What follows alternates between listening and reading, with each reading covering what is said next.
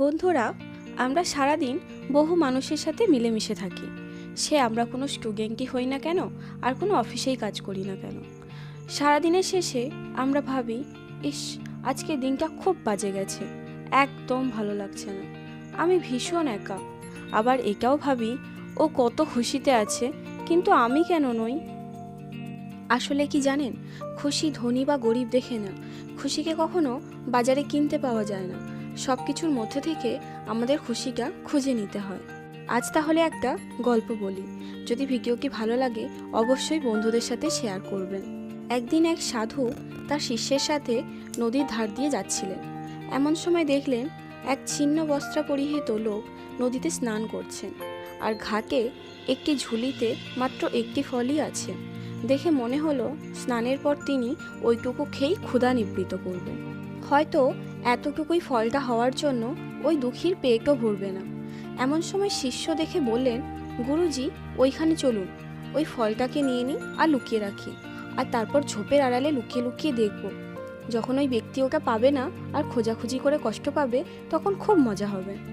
তখন গুরুজি বললেন, দেখো বাছা, ওই ব্যক্তি খুবই ক্ষুধার্ত, আর ওর কাছে একটি ফলই আছে। তুমি বরং ওর ঝোলায় আরও বেশ কিছু খাবার রেখে এসে দেখোই না কি হয়। যথারীতি ওই ব্যক্তি স্নান সেরে ফিরে এসে ঝোলার কাছে কয়েকটি ফল পড়ে থাকতে দেখে খুব খুশি হলেন। তারপর ঝোলায় হাত রাখতেই দেখলেন ওখানে অনেক খাবার। তখন উনি এদিক ওদিক দেখতে লাগলেন এবং কাউকে দেখতে পেলেন না। আর এত খাবার দেখে উনি নিজের ভাবনার উপরে নিয়ন্ত্রণ হারিয়ে ফেললেন। তারপর ভীষণ ভীষণ খুশি হলেন এবং অঝোর ধারায় কেঁদে ফেললেন।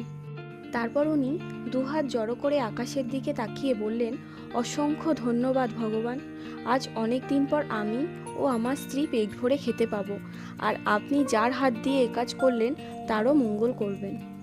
কথা শুনে গুরুজি ও শিষ্যের দুজনেরই চোখ জলে ভরে এলো। তারপর গুরুজি শিষ্যের দিকে তাকিয়ে বললেন, বলো তো, তুমি যদি ফলটা লুকিয়ে রেখে ওই ক্ষুধার্তকে কষ্ট পেতে দেখতে, তাহলে তোমার বেশি ভালো লাগতো, না এখন তোমার বেশি ভালো লাগছে? তখন শিষ্য বললেন, আমাকে ক্ষমা করে দেবেন গুরুজি, আজ আমি এমন একটা শিক্ষা পেলাম যেটা আমি কোনো দিন ভুলবো না। খুশি বিতরণ করেই পাওয়া যায়, কাউকে কষ্ট দিয়ে কখনো খুশি হওয়া যায় না। ঠিক সেই রকমই বন্ধুরা, একটা স্টুডেন্টের জন্য সবথেকে দরকারি যেটা হলো সেটা হচ্ছে পড়াশোনা করা। কিন্তু সারা বছর ফেসবুক, হোয়াটসঅ্যাপ, ইনস্টাগ্রাম বা গেম খেলে টাইম কাটিয়ে দিয়ে যদি এটা ভাবতে থাকে, ভগবান কেন আমার সাথেই এরকম করে, আমি কেন ফেল করলাম, তাহলে কত বড় ভুল করছো ভাবতে পারছো তো? পড়াশোনা হচ্ছে সাধনার জিনিস। তুমি পড়াশোনাকে ভালোবাসবে আর সেটা তোমাকে, তাই না? তাই নিজের ভাগ্যকে দোষ না দিয়ে নিজের কর্মের উপর বিশ্বাস রাখো, দেখবে তুমি সাকসেস হবেই।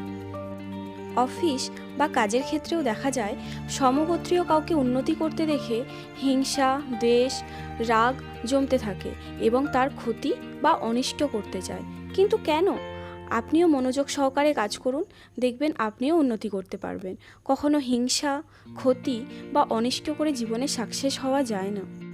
আর ঠিক সেই রকমই আজ চাকরি করে টাকা ইনকাম করে বড় বাড়ি বানিয়েছেন, সেখানে পোষা কুকুর কোথায় থাকবে তার জন্য একটা সুন্দর রুম বানিয়েছেন, এমনকি চিলেকোঠায় সুন্দর করে একটা ঠাকুর ঘরও বানিয়েছেন, অথচ বুড়ো মা বাবার কথা ভুলে গেলেন।